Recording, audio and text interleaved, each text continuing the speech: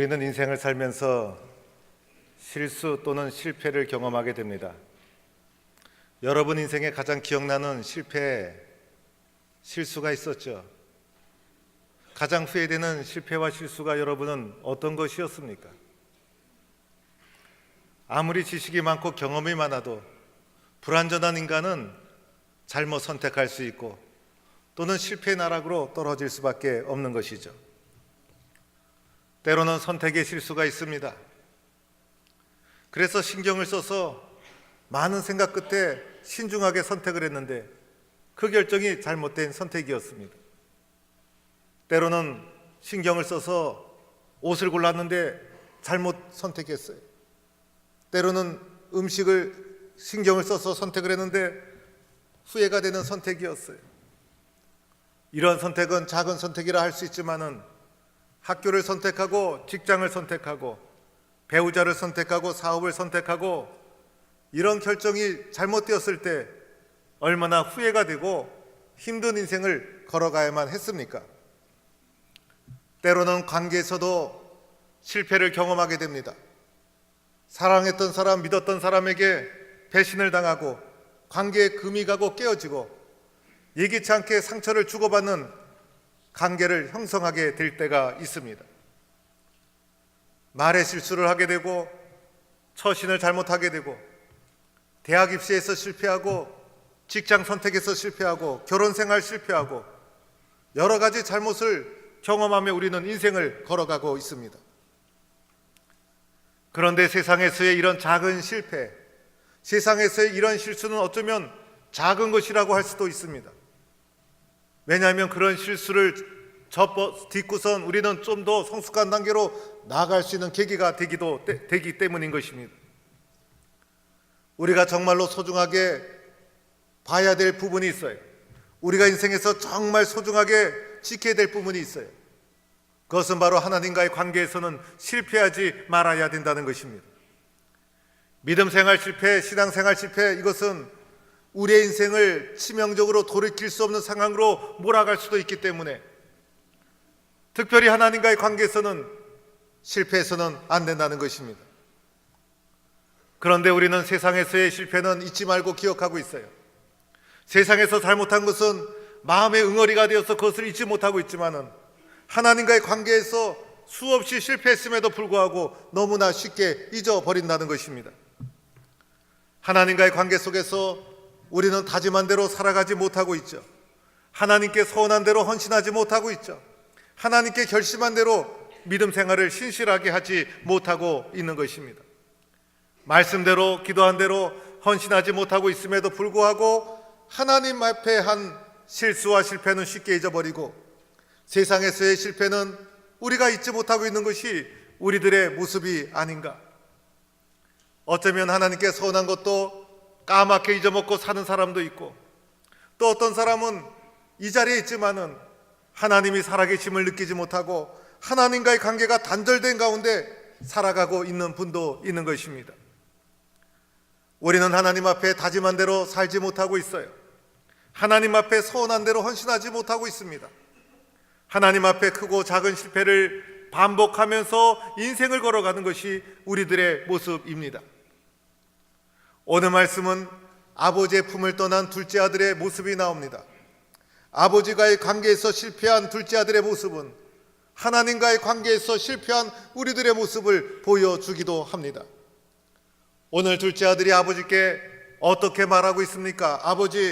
아버지의 재산 중에 내게 돌아올 분깃을 미리 주세요. 이렇게 아버지께 요청하게 됩니다. 둘째 아들의 요청은 당돌한 요청이요, 더 나아가 살아계신 아버지께 배은망덕한 요청이었죠. 케네디 데일리라는 사람은 15년 동안 이 본문을 중심으로 복음을 전했다는 것입니다. 그래서 가는 곳마다 사람들에게 물어봤다는 거예요.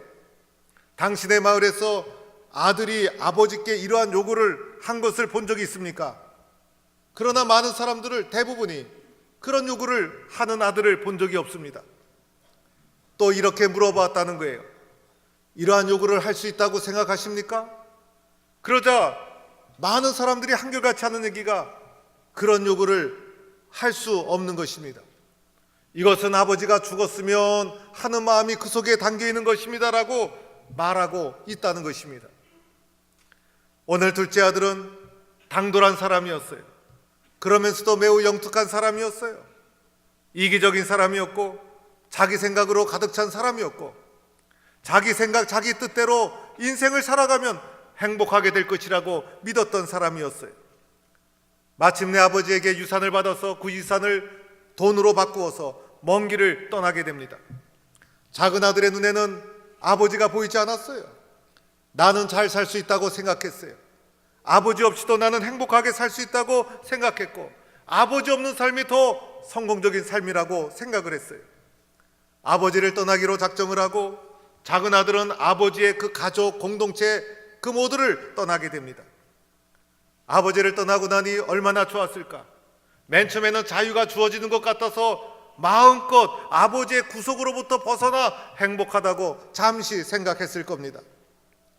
그러나 얼마 가지 않아서 재산을 다 탕진했죠. 더하여 아버지를 떠난 삶은 허랑방탕한 삶이 될 수밖에 없죠. 인간 속에는 죄성, 이기적인 욕망이 도사리고 있어서 이 욕망이 우리를 그냥 두지 않는다는 것입니다. 욕심과 욕망을 추구하는 이기적인 삶을 살게 되었고 그리고 그 욕심과 욕망이 이 사람의 인생을 파괴해가기 시작합니다. 더하여 그 지역에 흉년이 들었어요.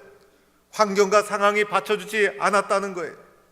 둘째 아들의 삶은 순식간에 밑바닥으로 떨어지고 비참한 인생이 되고 맙니다. 그 많던 친구 다 사라졌죠. 비참한 인생, 소망 없는 인생, 스스로의 힘으로 일어날 수 없는 인생으로 추락하고 만 것입니다. 이것이 아버지의 품을 떠난 둘째 아들의 모습이었습니다. 그런데 첫째 아들의 모습은 또한 어떠했습니까? 첫째 아들은 아버지를 떠나지는 않았지만은 둘째 아들이 돌아왔을 때 아버지가 둘째 아들을 품에 안고 사랑의 눈물을 흘릴 때 첫째 아들은 노하여 집에 들어가지도 않았어요. 첫째 아들 마음속에 격분하는 마음이 올라왔던 거예요. 아버지의 처신이 마음에 들지 않았어요. 작은 아들을 품어주시는 아버지의 사랑을 깨닫지 못했다는 것입니다. 첫째 아들이 집을 떠나지 않았지만 그 속에도 여전히 이기적인 욕심과 욕망이 도사리고 있었어요. 큰아들이 아버지께 어떻게 항의합니까? 아버지가 언제 저에게 잘해준 적이 있습니까? 아버지가 언제 제 친구들에게 후대한 적이 있습니까? 아버지의 집에 거하면서도 아버지의 사랑을 깨닫지 못하고 느끼지 못하고 있었다는 것이에요. 비록 그가 아버지의 집에 있었지만은 의무적이고 형식적이었어요. 아버지의 사랑의 마음을 몰랐어요. 아버지의 사랑을 받으면서도 기쁨과 감격을 누리지 못하고 있었다는 것입니다. 작은 아들의 모습을 통해서 우리는 무엇을 깨닫게 됩니까? 하나님 아버지를 떠난 우리의 모습이 이와 같다는 거예요. 하나님과의 관계에서 실패한 우리의 인생이 이러할 수밖에 없다는 것입니다. 아버지의 관계가 깨어진 우리들의 욕심과 욕망으로 살아온 인생, 마침내 행복할 것 같지만은 비참한 인생으로, 실패한 인생으로 떨어질 수밖에 없다는 것입니다. 하나님을 떠난 삶은 행복할 수 없는 것이죠. 하나님을 떠난 삶의 결과를 우리에게 여실히 보여주고 있는 거예요. 큰아들을 통해서는 무엇을 말해주고 있는 것입니까? 비록 아버지의 집에 있었지만은 감격과 기쁨을 누리지 못하는 형식적인, 의무적인 삶의 모습을 보여주고 있는 것이죠. 아버지의 곁을 떠나지 않았지만은 아버지의 사랑을 깨닫지 못했어요. 아버지가 나를 얼마나 사랑하는지를 깊이 있게 알지 못했어요. 그래서 형식적으로, 의무적으로 아버지의 집에 몸만 거했지. 그의 몸과 정신과 영혼은 아버지의 사랑을 누리지 못하는 형식적인 모습을 우리에게 말해주고 있는 것입니다. 그에 비해서 아버지의 모습은 어떠했는지를 우리는 살펴볼 필요가 있어요. 그에 비해서 아버지는 어떠했는가? 이 아버지는 우리를 향한 하나님 아버지의 모습을 보여주는 것입니다. 하나님 아버지는 사랑의 아버지이라는 것입니다. 아버지는 오늘 조건과 이유를 아들에게 묻지 않죠. 무조건적으로 아들을 사랑하시고 아들에 대한 끝없는 사랑을 보여주시는 것이 아버지의 모습. 이 아버지의 모습이 우리를 향한 하나님 아버지의 모습입니다. 아들의 요청을 다 수락합니다. 큰아들이 항의할 때도 수용합니다. 이유를 따지지 않고 조건을 따지지 않아요. 아들이 돌아왔을 때 책임을 묻지 않아요. 그 이유는 사랑하기 때문에. 조건 없이 이유 없이 아들을 사랑하시는 아버지의 모습, 이 모습이 바로 나를 사랑하시는 하나님의 모습이라는 것입니다. 아버지 하나님의 사랑은 끝까지 기다리는 사랑이죠. 오늘 집을 나간 아들을 아버지는 끝까지 기다리죠. 아버지는 끝까지 아들을 잊지 않고 기다리십니다. 아들은 아버지를 잊어버렸어요.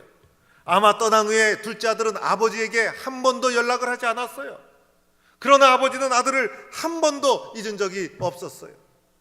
동구 밖에 나가서 아직도 거리가 먼데 라고 하면서 지켜보는 것은 아들을 잊지 못해서 오늘 돌아오려나 하면서 간절히 기다리는 아버지의 모습, 아들을 한 번도 잊지 아니하시고 끝까지 기다리시는 아버지의 모습을 우리에게 보여주고 있는 것입니다. 내가 어디에서 무엇을 하든지 내가 믿는 하나님 아버지는 어떠한 분이십니까? 끝까지 나를 기다리시는 분, 그것이 바로 내가 믿는 아버지 하나님이십니다. 아버지 하나님은 용서하고 그리고 회복시키는 분이십니다. 아들이 돌아왔을 때 아버지가 문을 열어주고 괘씸한 아들 하면서 등을 돌리고 앉아있지 않았다는 거예요. 아들이 저 끝에서 보이자 측은히 여기는 마음이 발동해서 아버지는 달려가 목을 안고 그리고 입을 맞추고 눈물을 흘리고 그리고 그 아들을 넓은 품에 품어주셨어요. 제일 좋은 옷을 내다 입히고 가락지를 끼우고 발에 새신을 신기고 살찐 송아지를 잡아다가 잔치를 베풀고 아들로서의 영광스러운 모습으로 온전히 회복시켜 주시는 아버지의 사랑의 모습을 보게 됩니다. 집에 돌아온 아들 마음이 편하지 않았죠.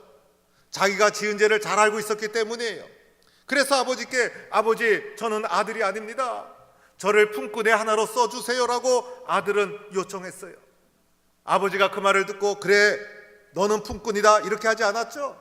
새 옷을 입히고 가락지를 끼우고 잔치를 베풀고 아들의 지위를 영광스럽게 회복시켜 주셨다는 것이에요. 우리가 믿는 하나님 아버지 어떤 분이십니까? 우리를 회복시켜 주시고 우리를 치유해 주시고 우리가 어떤 문제, 우리가 어떤 아픔이 있을지라도 우리를 온전히 회복시켜 주시는 분이 내가 믿는 아버지 하나님이라는 것을 믿는 성도가 되기를 바랍니다. 어쩌면 우리는 하나님 아버지 앞에서 집을 나간 둘째 아들과 같은 존재입니다. 또는 집을 나가지 않았지만 첫째 아들과 같은 존재이기도 합니다. 아버지 하나님을 떠나서 자기중심적으로 인생을 살아갑니다. 아버지 관계없이도 나는 잘 살 수 있다고 생각합니다. 허랑방탕하며 세상과 짝하며 살아갑니다. 아버지의 자녀라는 것을 다 잊어버렸어요.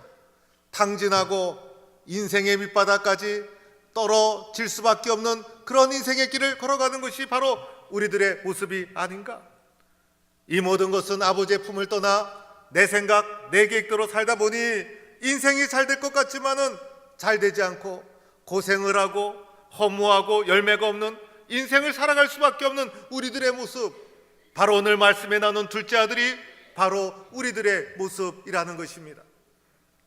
또한 아버지 집에 거하고 있지만은 형식적이고 의무적이에요. 감격과 기쁨을 잃어버렸어요. 아버지의 사랑의 마음을 깨닫지 못했어요. 그래서 첫째 아들과 같은 모습, 바로 우리들의 모습이 아닌가. 첫째 아들, 둘째 아들, 우리 모두는 아버지 하나님께 돌아와야 한다는 것이, 아버지 하나님과의 관계를 회복해야 한다는 거예요. 끝까지 기다리시는 하나님, 우리를 온전히 취하시는 아버지 하나님의 품으로 우리는 돌아와야 하는 것이에요. 요즘 제 대학 친구 한 명이 오래간만에 전화를 하더니 수시로 전화하면서 저한테 신앙의 상담을 합니다. 이 친구는 대학 다닐 때 이단 종교에 빠졌던 친구예요. 자기가 믿는 것이 진리라고 우기면서 저하고 논쟁도 몇 번 했던 친구예요. 졸업을 한 후에 연락이 없었어요. 그런데 졸업하고 나서 회사를 차려서 서울에서 그래도 비교적 큰 중소기업을 이끄는 사장이 되었어요. 집은 서울 강남에 살고 제 생각 같아서는 우리 교회 나오라고 그러고 싶은데 집이 멀어서. 이 친구가 인생을 살다가 어느 날 제가 목사가 된 걸 알고 저한테 전화를 해서 신앙 상담을 하기 시작합니다. 친구야, 내가 예수님을 만났다. 내가 하나님에 대해서 얼마나 갈급해하는지 모른다. 내가 성경을 늘 귀에 있을 때마다 읽는다. 집에 있는 텔레비 다 치웠다. 출장 가면 성경만 읽고 그리고 말씀만 읽고 얼마나 행복한지 모른다. 하나님의 진리의 말씀을 깨닫고 나니 예수 안 믿는 우리 가족들이 얼마나 불쌍한지 내 마음이 너무나 다급해졌다. 내가 너무 얼마나 갈급했는지 동영상을 찾아서 내가 본 설교가 1000편이 넘는다. 지금도 기독교 서적 이것저것 읽는데 그동안 내가 얼마나 잘못 살아왔는지 말씀을 들으면서 말씀을 읽으면서 깨닫게 되었다. 지금은 여러 교회를 다니고 있지만 내가 뿌리를 내릴 정말 좋은 교회가 나한테 필요한데 교회를 하나 소개시켜다오. 그러면서 얼마나 갈급해하는지, 얼마나 사모하는지, 얼마나 진실하게 예수 믿고 하는지 저한테 수시로 전화를 걸어서 상담을 하는데, 이 친구의 안타까워하는 갈급한 모습을 제가 들을 때마다 제 자신이 그 친구의 목소리를 들으면서 은혜를 받게 됩니다. 여러분, 우리는 넘어질 수 있고 때로는 인생을 실패해서 잘못 선택할 수 있어요. 그래서 쓰러질 수 있어요. 그러나 우리는 다시 돌아와야 합니다. 돌아올 때 우리들에게는 새로운 삶이 주어지는 것이고 우리들에게는 기회가 주어지는 거예요. 먼저는 어떻게 해야 되는가? 아버지 하나님 앞에 사는 것이 풍성한 삶이라는 것을 우리는 기억해야 합니다. 오늘 말씀에도 보면 스스로 돌이켜 내 아버지의 집에는 양식이 풍족한데 나는 여기서 줄여 죽는구나. 이것이 둘째 아들의 고백이었어요. 아버지 집에는 풍성한데 나는 여기서 줄여 죽는구나.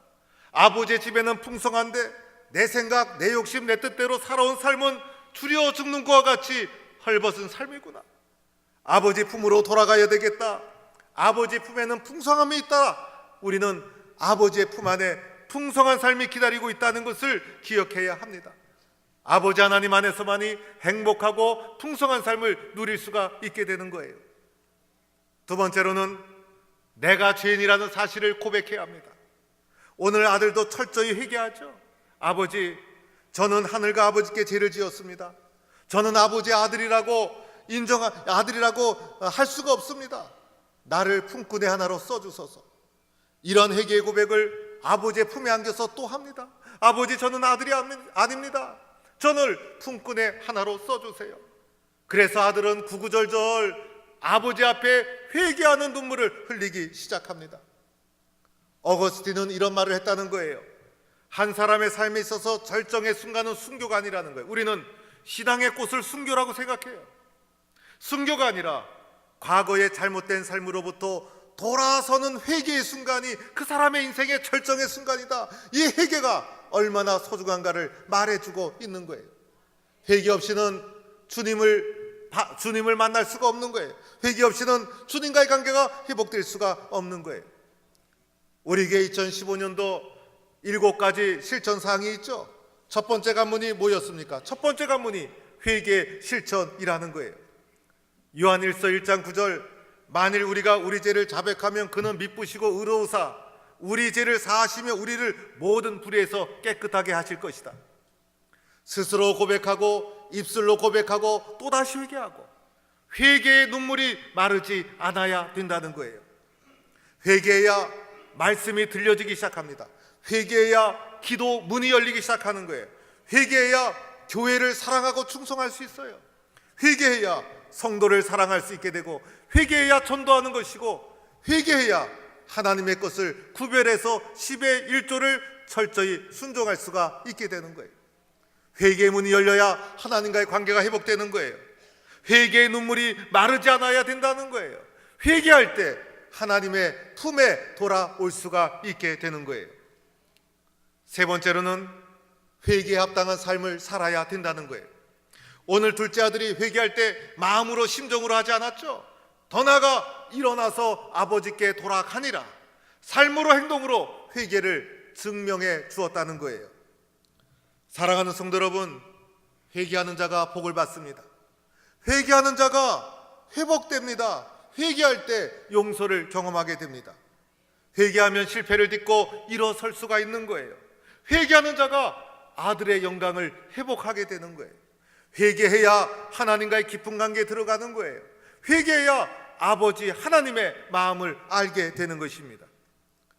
오늘 우리는 사순절 기간을 지내고 있어요. 예수님께서 고난의 길을 걸어가시고 십자가를 향하여 걸어간 이 사순절 기간, 우리는 예수님 앞에서 우리의 모습을 돌아봐야 합니다.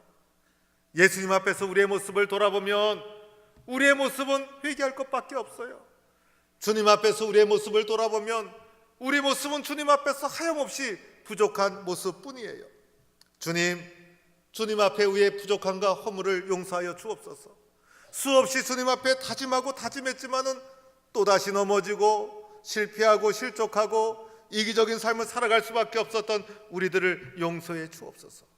아버지 하나님은 끝까지 우리를 사랑해 주시고 우리를 회복시켜 주시고 우리를 기다려 주십니다. 그 하나님 아버지 앞에 회개하여 돌이켜 하나님의 아들로서의 영광을 회복하는 복된 삶을 살아가는 성도가 되기를 주의 이름으로 축원합니다.